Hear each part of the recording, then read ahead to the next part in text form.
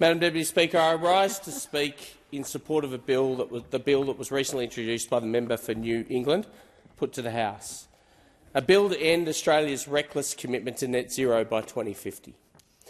Net zero, in the most basic terms, is the idea that a nation balances the amount of greenhouse gas it emits with the amount it removes from the atmosphere, so that the net effect on the climate is zero.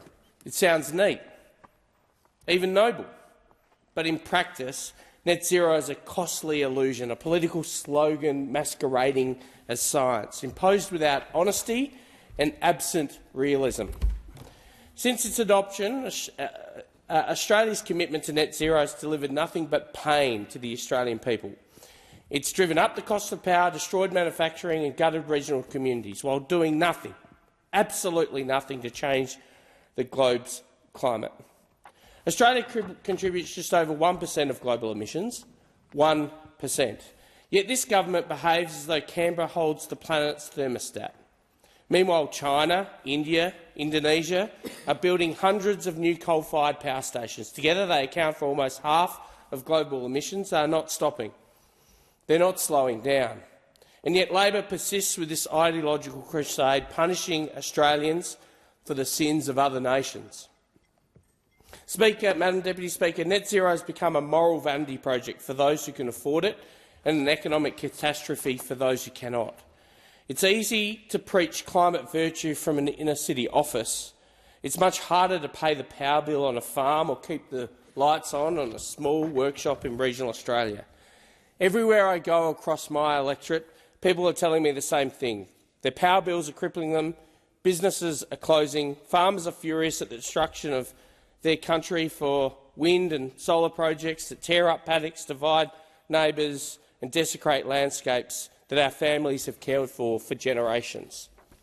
These so-called renewables aren't clean and they're not green. They're future landfill, industrial junk that will one day be left rusting in our fields because this government has made no provision for their decommissioning or rehabilitation. Farmers will be left with the cost and the contamination. Those opposite in this place are doing nothing but looking the other way. Madam Deputy Speaker, Labor's net zero policies are built on deceit. They tell Australians power prices will fall, yet every bill tells a different story.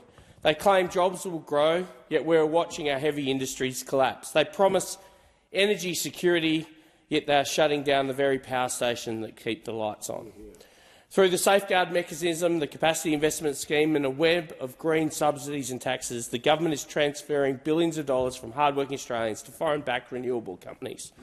That is not environmental policy, it's economic sabotage. And all this significantly weakens Australia at a time when the world grows more dangerous by the day. When our nation's security depends on self-reliance and strong industry, we're dismantling our competitive advantage in affordable, reliable energy. The government speaks of transitioning. But transitioning to what? A grid that is 82% intermittent and dependent on the weather. Vast solar and wind farms built with Chinese steel, Chinese labour and Chinese financing. This is not sovereignty, it's surrender. Madam Deputy Speaker, the greatest hypocrisy of all is that the same voices who lecture Australians on climate virtue continue to rely on fossil fuels for their own comfort and convenience. They fly across the world to climate conferences, stay in five-star hotels and demand ordinary Australians tighten their belt in the name of saving the planet. The United Nations climate bureaucracy, led by unelected officials, now dictates to sovereign nations like ours that what we can mine, what we can manufacture and how we can live. I will not stand by while unelected foreigners backed by global billionaires tell the Australian people to accept higher costs, fewer jobs and a weaker nation. At the same time, we're witnessing the slow death of manufacturing in this country. Fertiliser plants, glass works, aluminium smelters, industries that once made Australia strong are being forced offshore, not because they're inefficient, because they can no longer afford the price of power in Labor's Australia. Madam Deputy Speaker, this legislation is not about denying climate change, it's about defending Australian people from a policy that is impoverishing them. It's about sovereignty, affordability and fairness. It's about putting Australians first. Our duty in this place is to put the people of Australia, not the global climate lobby, first.